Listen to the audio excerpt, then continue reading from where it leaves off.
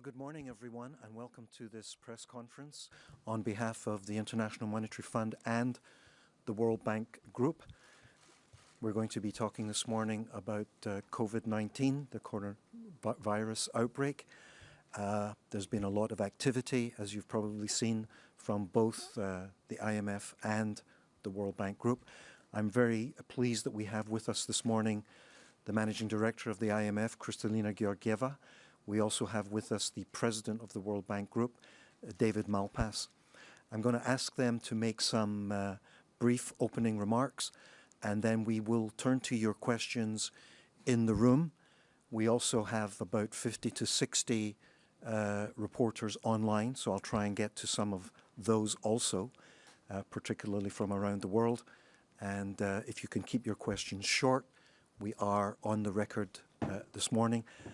Let me ask the Managing Director to speak first, and then we'll turn to the President of the Bank Group, David Malpass. Kristalina. Thank you. We just finished a conference call with our governing body, the IMFC, International Monetary and Financial Committee, representing our 189 members. It demonstrated strong unity of the membership in the face of a serious threat to people and the world economy, clear commitment for action in a coordinated manner. Before I go any further, my deepest sympathy to those affected all over the world. We are determined to act to reduce the risk and impact on people. Let me first frame the objective of this call, the IMFC call. First, to place our scenarios about the potential impact on the global economy in the context of what we know and what we don't know about coronavirus. Second, to concentrate on a framework for how to think about the shocks and how we, the membership, the fund, the World Bank, other organizations, can support those affected by this crisis in an effective and coordinated manner.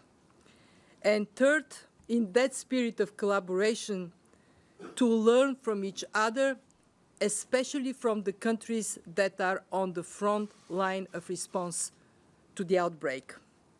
So what we know? We know the disease is spreading quickly, with over 1/3 of our membership affected directly. This is no longer a regional issue. It is a global problem calling for a global response. We know the outbreak will eventually retreat, but we don't yet know how fast this would happen. We don't yet know how the virus would respond when treatment and vaccine will be available on scale. We know the shock is somewhat unusual, as it affects significant elements of both supply and demand. Supply is disrupted due to morbidity and mortality, but also the containment efforts that restrict mobility and the higher costs of doing business due to restricted supply chains and the tightening of credit. Demand is also falling due to higher uncertainty, increased precautionary behavior, containment efforts, and rising financial costs that reduce the ability to spend. And these effects spill over across borders. What we know from experience in similar crises is that about 1/3 of the economic losses from the disease will be direct costs from loss of life, workplace closures, and quarantines. The remaining two-thirds will be indirect, reflecting a retrenchment in consumer and business behavior and a tightening in financial markets. In other words, the impact of uncertainty. We also know that we have a sound financial system, much more resilient than it was before the global financial crisis. However, what we are wrestling with is uncertainty, and that defines our projections, which at this point lead us to state that global growth in 2020 will dip below its last year's levels, but how far it will fall and how long the impact would be is still difficult to predict. It will depend on the epidemic, and it will depend on the timeliness and effectiveness of our actions. And I want to focus on those. Number one priority in terms of fiscal response is ensuring frontline health-related spending to protect people's well-being, to take care of the sick, and slow the spread of the virus. I cannot emphasize enough how urgent it is for authorities to lean forward in funding outbreak-related health spending, and the need to match demand with supply of the necessary protective and treatment health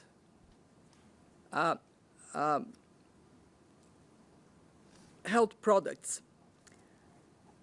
This is particularly challenging for the countries where health systems are weaker, where response capacity is weaker, and it calls for a global coordination mechanism to accelerate matching demand with supply of what is necessary for the health system to respond. And I can tell you that we, the World Bank and IMF, are stepping in, taking our responsibility for this global coordinating mechanism.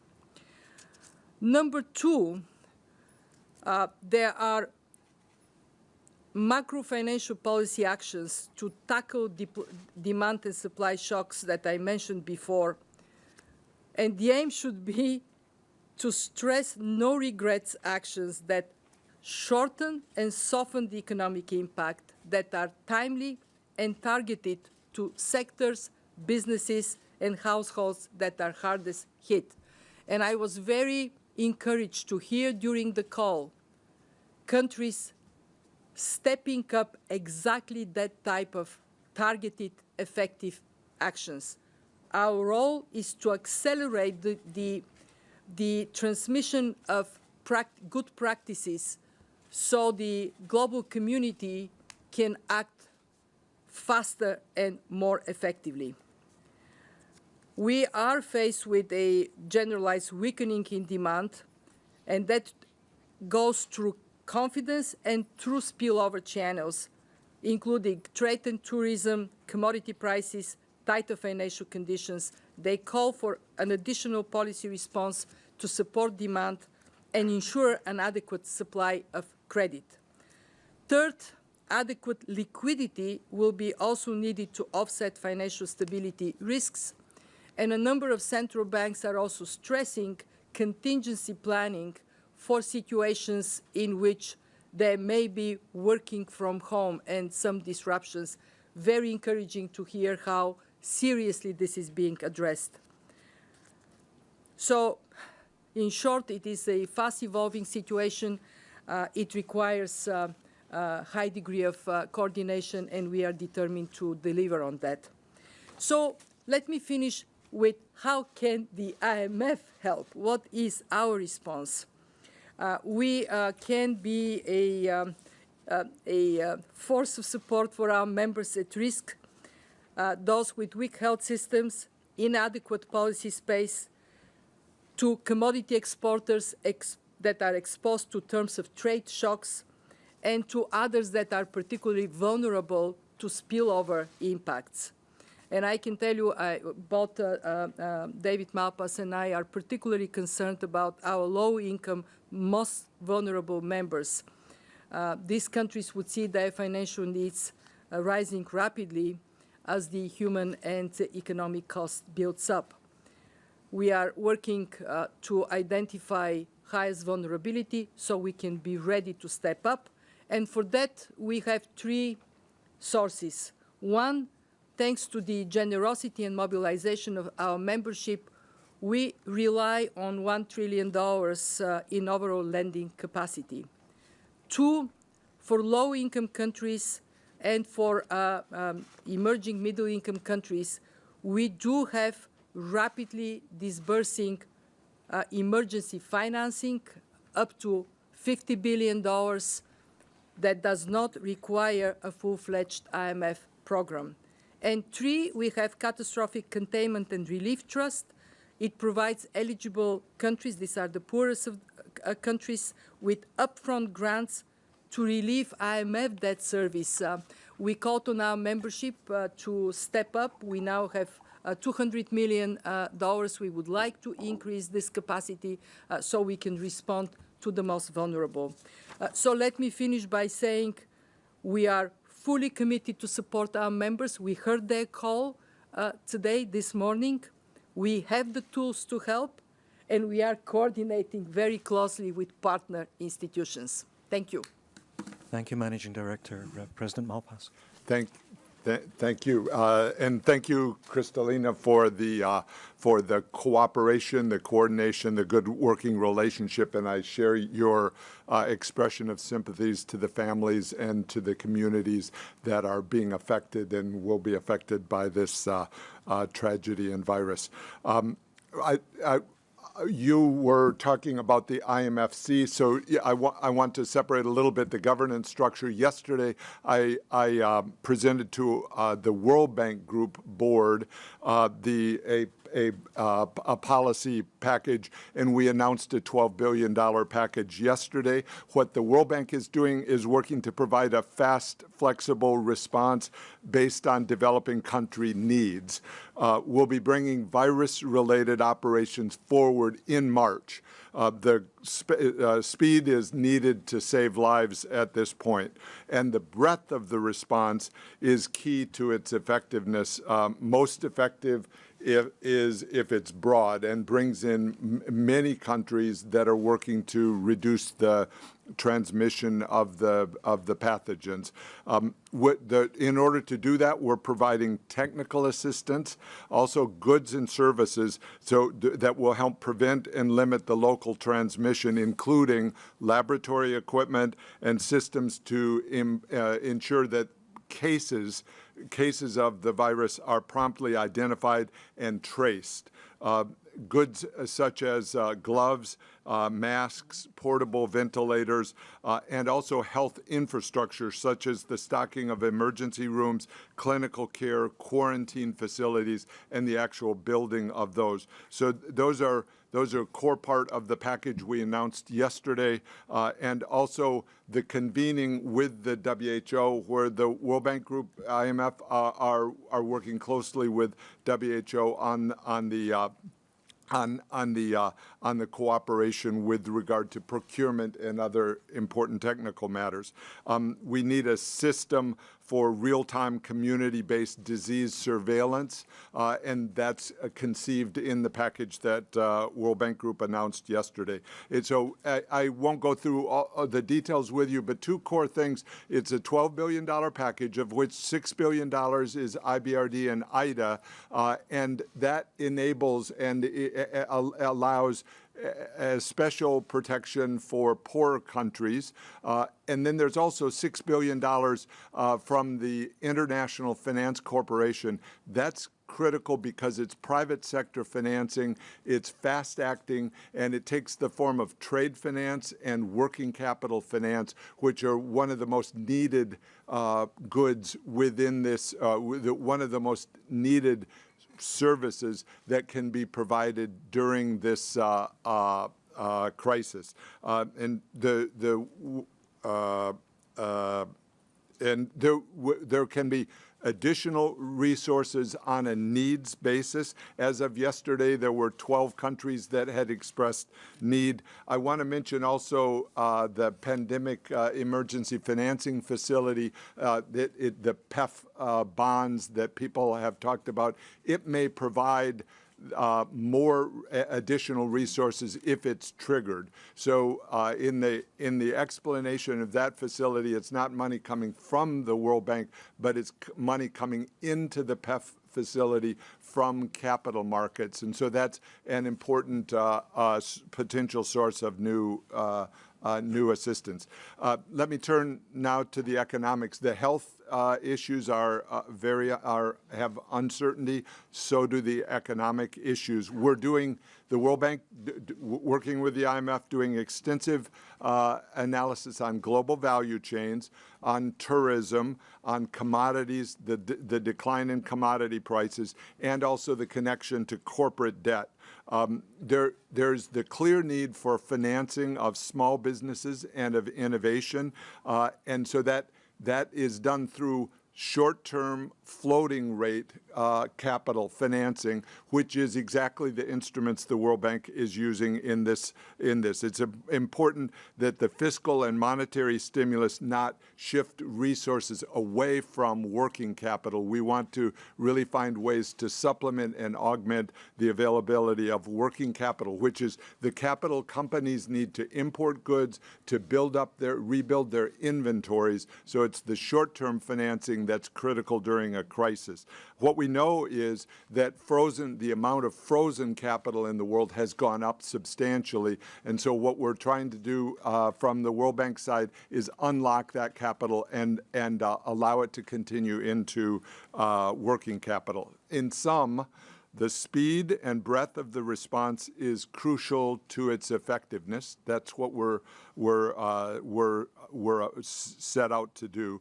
And then looking beyond, if we can take one moment beyond, it's important to work to increase the resilience to shocks, to improve health systems, and to make growth-oriented structural reforms within economies, and also build this system of working capital that I was describing so that we can leave a faster-growing world after the crisis is passed through.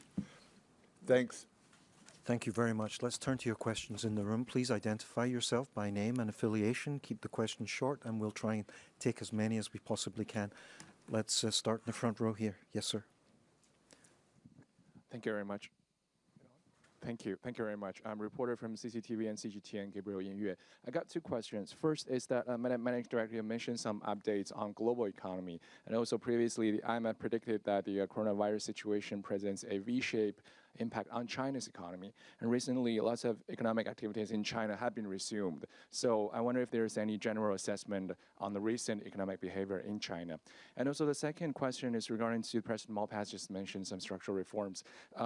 Now, many countries are dealing with this coronavirus situation. Some are doing relatively well. Some are still facing challenges. I wonder from the perspective of the IMF and the World Bank, has this epidemic situation revealed some vulnerabilities in the global level that need to be tackled in the future? Thank you very much. Mm-hmm. In terms of our projections, we unfortunately over the last week have seen a shift to a more adverse scenario for the global economy. We are working on updating our projections, and we will come up with those in the next weeks in our World Economic Outlook update. As I said in my opening, under any scenario, we see growth in 2020 falling below the level in 2019. For China, we have heard from the Chinese authorities encouraging reporting on restart of production. At this point, they report 60% restart, and they expect in the next weeks to go up to 90%, 100%. This is welcoming news for China, and it is a welcoming news for the world. We would like to get more specificity on understanding of the epidemic before we bring to you a assessment of what would be the letter to use. So bear with us. We would take a bit of time. It is that uncertainty of the spread of epidemic beyond China that we need to carefully reflect on. And to your second question, Mr. Malpass. Several thoughts on and so as far as lessons learned, it's early. One thing we know is in previous crises, the World Bank was involved and did an extensive evaluation of what tools worked and and so we're drawing on that in creating the response to this current crisis. What we know is information is critical during the crisis and information systems, and then there is the need for countries to prepare to prepare themselves for disasters, because they are not all that rare, and use prevention as the best starting point. And we do have countries that are better prepared for this crisis, and they're able to respond to the crisis more quickly, and that's critical in avoiding the spread. Also, I'll take a note with regard to sanitation and health systems and the need for global expertise applied to those. So a chunk of the World Bank's activity in countries is aimed at the health system and the sanitation systems that are so important. And we have the crisis response window and other specific tools for disasters that are coming into play now. So key point is we evaluate constantly as far as what tools and instruments are going to work best, and then try to evolve that effectively. Thank you. Let me take Reuters in the front row. Andrea? Andrea, there's a mic here. Thank you so much. I understand that there's quite a lot of uncertainty and that you're unable to give us specific projections at this point. But can you be a little bit more specific, and can you also explain what it was specifically over the last week that caused this great galvanization of everyone in the entire financial community? I mean, we saw a lot of action yesterday. The Fed lowered rates. Can you say a little bit more, too, about the monetary response? Thanks. The second part of your question is more straightforward to answer. It is the sheer geographic spread of the epidemic around the world. As I said in the beginning, now we have 1/3 of our membership having experienced cases of coronavirus. It is also the additional knowledge that has been accumulated on how the virus spreads. And it is, unfortunately, spreading undetected more than initially was thought. So the moment it became clear, it is no more just about China and maybe a small number of countries in Asia surrounding China, then the outlook on what the impact could be changed. I must stress that we have been looking at different scenarios. We made ourselves clear that in a case that it is only China and it is contained in China rapidly, there could be a milder impact. And then we said it could be a V-shaped impact, but it is no more the case. And that led to the answer to your second question. What we can say with certainty is that we, as we were spelling out, we have a baseline scenario that is relatively mild impact, and then we have more dire scenarios we are considering. Unfortunately, we have moved in the territory of these more dire scenarios. But we want to carefully assess before we come up with projections the two factors that would be determining what we would come up with shortly in the next weeks would be learning more about the outbreak and learning more about actions taken and their effectiveness. Can I add one thing? Please. Sorry, just because you ask to be specific. The best specificity I can give you is that what we are assessing now is bottom up on a country level, what is the impact and how that aggregates in our projections. And I want to be very frank.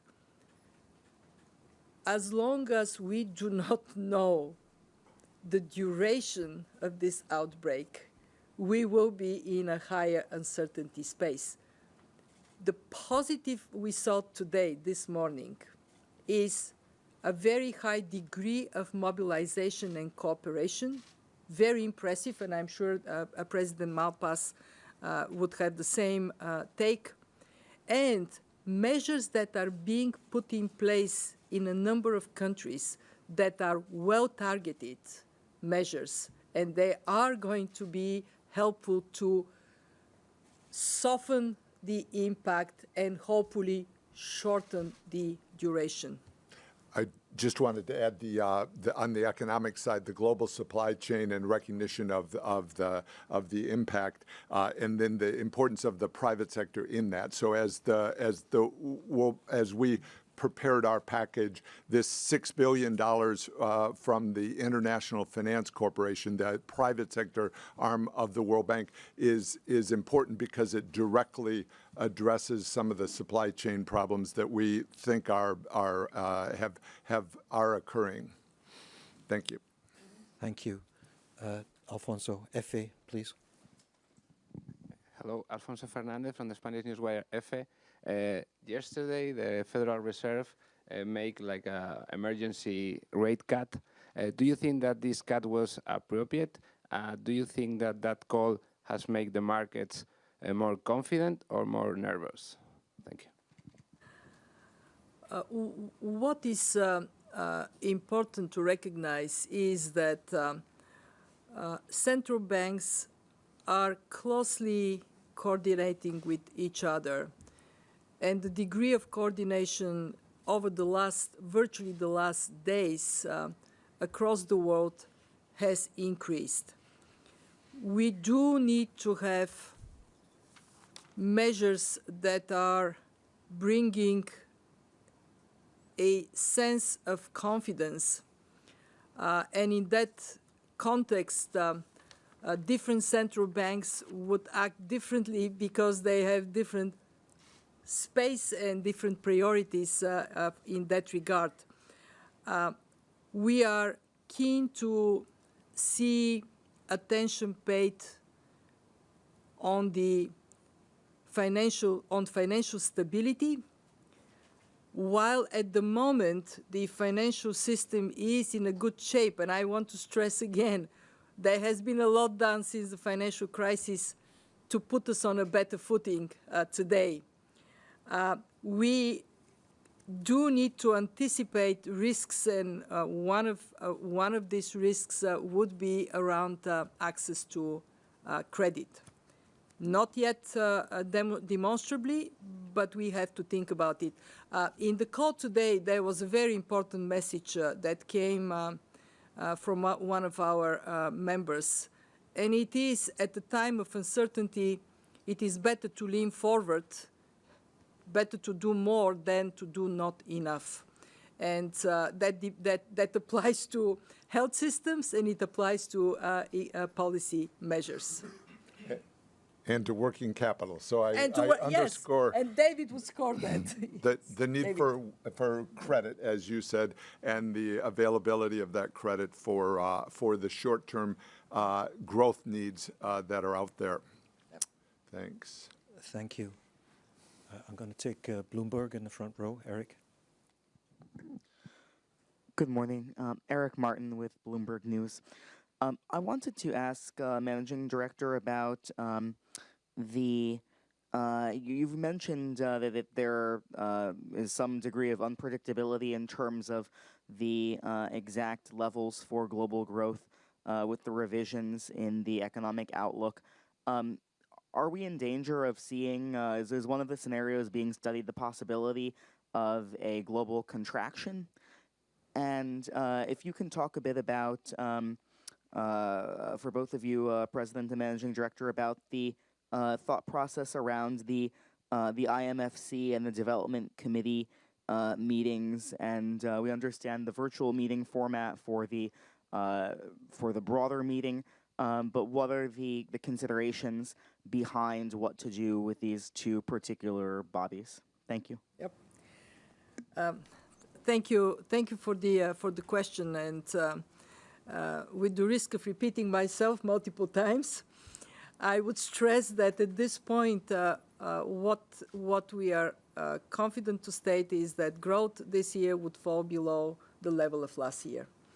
And we would need to be carefully assessing bottom-up from analysis of country-by-country data, and of course, on a global level, working together with the World Bank, what are these scenarios to present to the public. We, again, with the risk of being very repetitive, it is the duration of the outbreak that is, at this moment of time, difficult to predict. And it is also, we are at a time when measures are being put in place. We will see demonstrably the effectiveness of these measures over time. What I believe that there is a high degree of cooperation that is, in a moment like this, is absolutely necessary, and it would help us to come through this crisis in a better way. We will talk again. We will come to this. I'll answer on the virtual question. So with growth below last year, recall it was already slow global growth. So it puts a particular burden on developing countries, on poor countries, and we'll be addressing that in the Development Committee meeting, which occurs in April. And I expect it to be virtual, meaning rather than people convening in Washington, there'll be audio, visual, and the bank has substantial capability. I think we'll have a useful Development Committee meeting under this scenario. But a key point is if growth is slower from an already slow level, that puts a big burden in. I think it's incumbent on people not to have measures taken that channel credit away from the working capital that's so importantly needed. So that's a key criteria in deciding and thinking about measures. Could I just add on the virtual meeting 2 points? One, this morning we did a dry run, and it was a very effective meeting. We got all the business of the committee done. Two, as we move forward to planning the meetings, we are going to have other focused discussions as well. So I don't want anybody to be left with the impression that we are abandoning the agenda we had for April. We would just change the modality and the format of this agenda. And for those of us who care about fighting climate change, we are going to have a less carbon footprint this spring. Unfortunate event, but with this benefit. Thank you. Let me take the lady in the second row. Yes, ma'am. Thank you very much, Gary. And I'm Zhang Qi with China-based Taixing Media. My first question is, the Fed cut interest rate by 0.5% yesterday, and we see like the market think it's not enough. Do you recommend the U.S. to further cut interest rate or to do more like fiscal stimulus? And secondly, to those countries without much monetary policy space, do you think it's time for them to do, fiscal stimulus? Thanks. As I said in my opening comments, we do prioritize macrofiscal measures, first and foremost addressing vulnerabilities of the health system. In other words, we tell finance ministers, instruct the health authorities to urgently finance those measures that are critical for the safety of people. People first, and that means masks, facilities for containment if that is necessary. As Mr. Malpass said, respirators, and the protective equipment so medical personnel can do their job. This is a no-regrets policy, a very good measure. Where we would be concentrated on is to make sure that as our institutions and countries themselves provide financing to buy these goods, they are actually produced and available. And that is the point I made in the beginning about global coordinating mechanism for demand that is of course going up to be appropriately met by increase of production, repurposing of production facilities if necessary. So we can say the money is here, please produce it ASAP. And the second area of fiscal measures that we recommend are those that are well targeted to address the supply and demand shocks, and already measures of that nature are being put in place in different countries.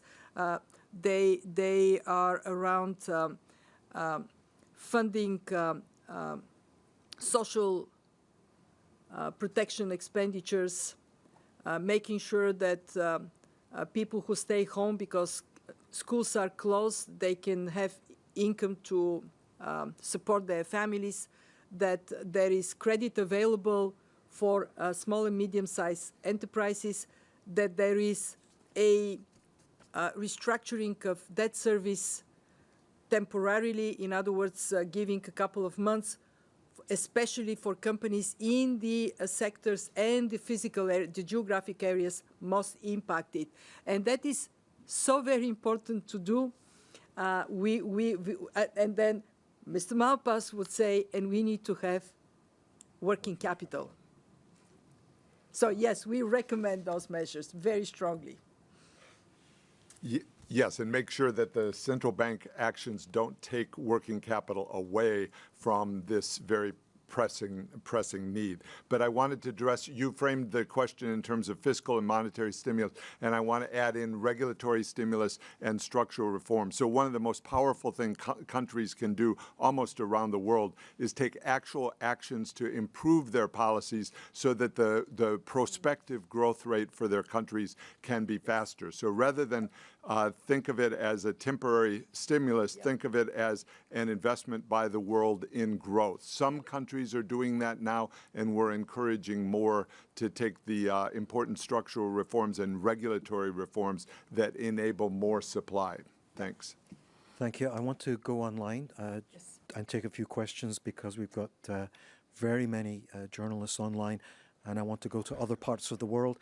The first question is for both MD Georgieva and President Malpass, and it's on Africa. It's from Today News Africa. How much support can African countries, especially in sub-Saharan Africa, expect from the IMF and the World Bank to counter this health and economic impact of coronavirus?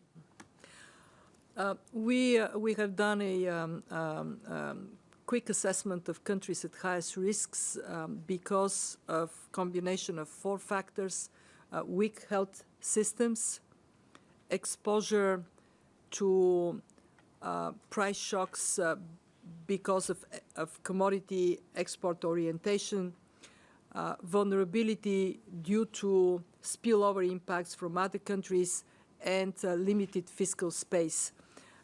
It is unfortunately clear from this analysis that sub-Saharan Africa presents a particularly important area of focus.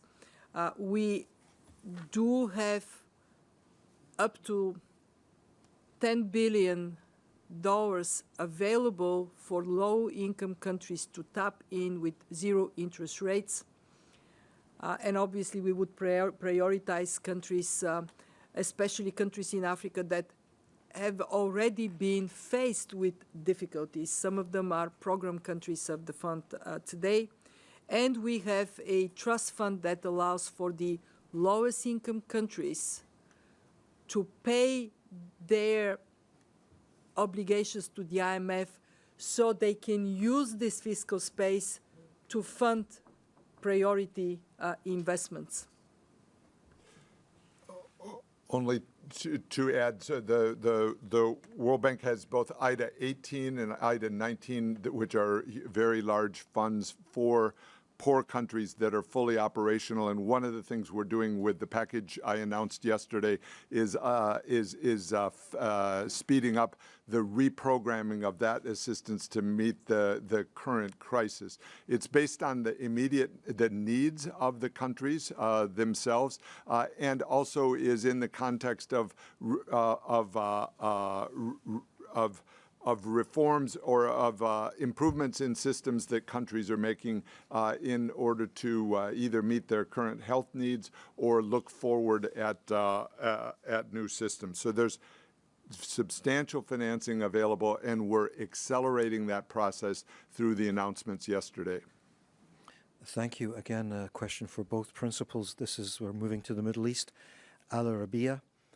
What impact could coronavirus have on your projections for the oil-producing countries in the GCC? We recognize that oil-producing countries have already been hit because of the drop of demand for oil and oil prices. Crude oil prices have already tumbled by more than 15% since the beginning of the year.